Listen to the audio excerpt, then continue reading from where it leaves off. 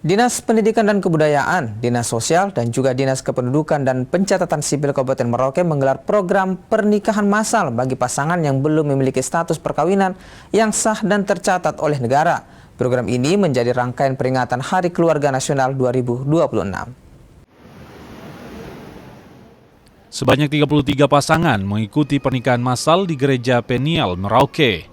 Program ini digelar untuk memberi kepastian hukum ke pasangan yang belum memiliki dokumen perkawinan yang sah.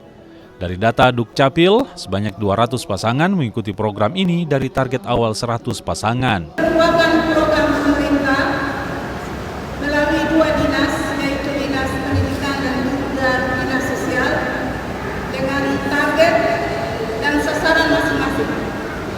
Kemudian Bapak Bupati menyarankan untuk juga membuka pendaftaran untuk semua masyarakat, terutama pasangan yang telah hidup bersama dan memiliki anak-anak.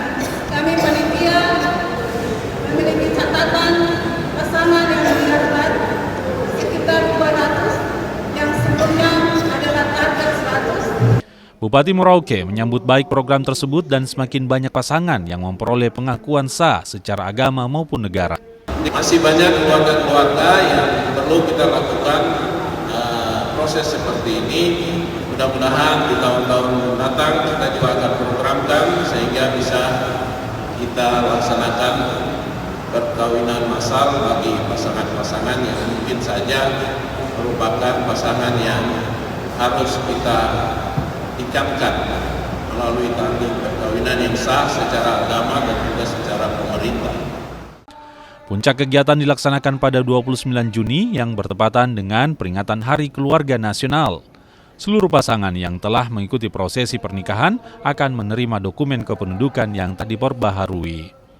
Kathleen Romera, Kompas TV, Merauke, Papua Selatan.